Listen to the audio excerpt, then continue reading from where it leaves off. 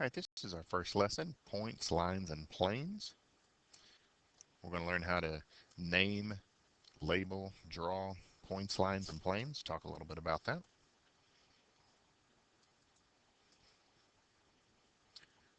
First of all, points do not have actual size. They don't have any dimensions, no length, no width, no height. But we still use a dot to sketch them. We label them using capital letters. And notice in that figure right there, it's showing you 2 points with the letter A. However, never name 2 points with the same letter in the same sketch. So if this is one question, I can't have 2 A's. So we'll cancel that one out, call it a C. Capital letters to name points. For lines, lines extend indefinitely and have no thickness or width, but they do have length. They go on forever. You sketch a line using arrows at both ends because they go on forever. And you can name a line 2 ways. One way is with a lowercase cursive letter, like line N. Another way is to pick any 2 points on the line. Never name a line with 3 points, but we can pick any 2 points on the line.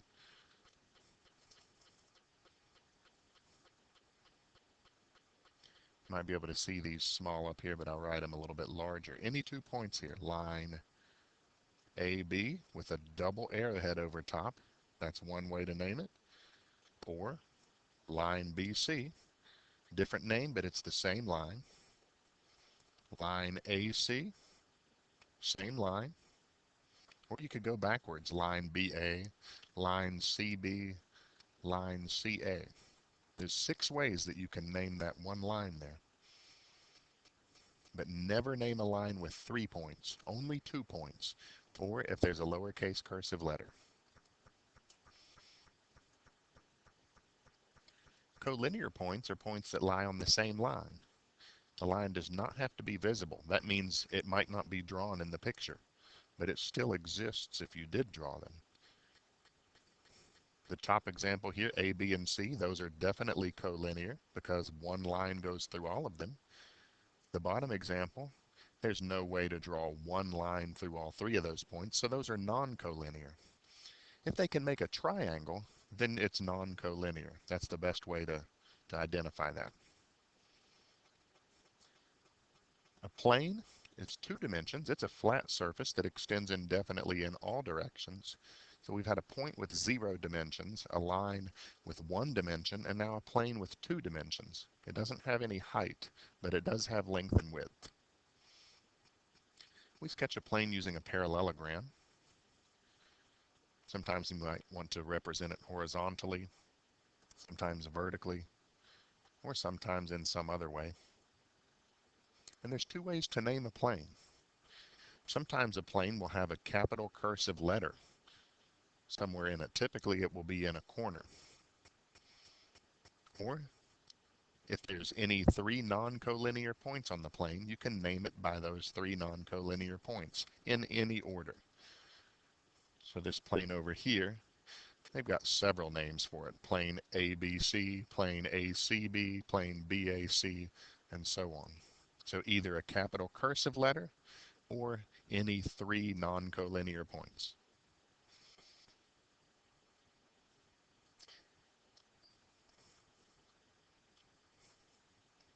A figure can sometimes be made up of several planes. In this figure, notice you can also name a plane with 4 points if you like. Plane ABCD is the top plane. Plane EFGH is the bottom. Plane BCGF is on the right. Plane ADHE is on the left. And depending on the way your eyes are working at this point, To me, that's the back. The back is plane ABFE, but that might look like the top to you, just depending on the way your eyes are playing tricks on you here. And then plane CDHG is the plane in the front. Sometimes, though, planes might not be drawn. They're there, they're just not drawn. If we take this same picture, any three non-collinear points determine a plane. So I could slice this diagonally, plane AFGD. I could use this slice, plane ACGE.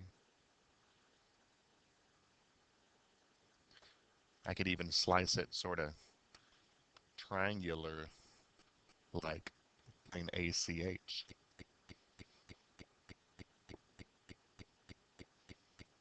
Plane AGF is another one. Plane BDG. Lots of different planes. Sometimes you can see them because they're drawn. Sometimes they're not drawn, but they could still be there.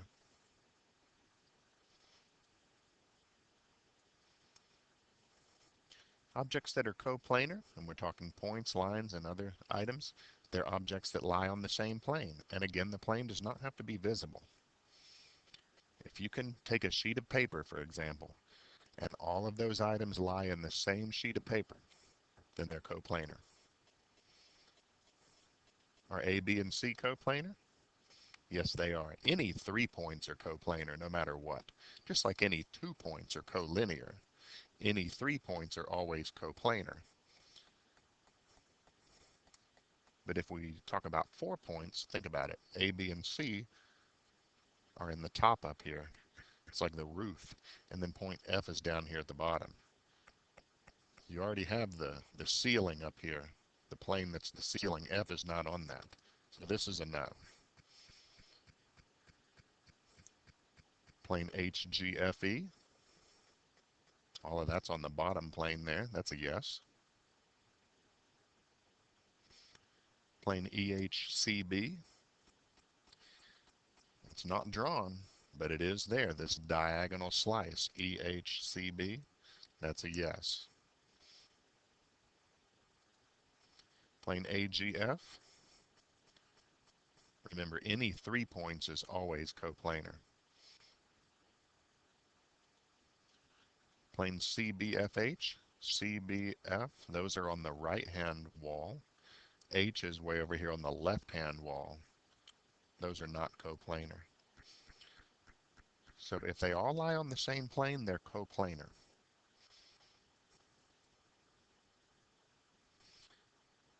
Sometimes figures intersect and you need to understand how they intersect. The intersection of two figures is the set of points that are common in both figures. Two lines intersect in a point. So line M and line N intersect at point P. That means point P is on both lines. It's on line M and it's on line N.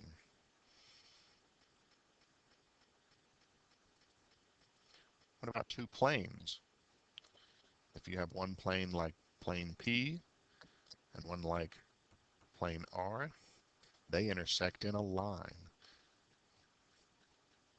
You might also think of a wall and a floor. How do they intersect? And they intersect at the line along the base of the wall.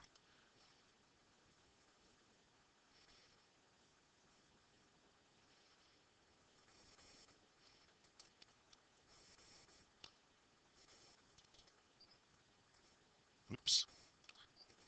Try this again. So plane P and plane R intersect at the line A, B.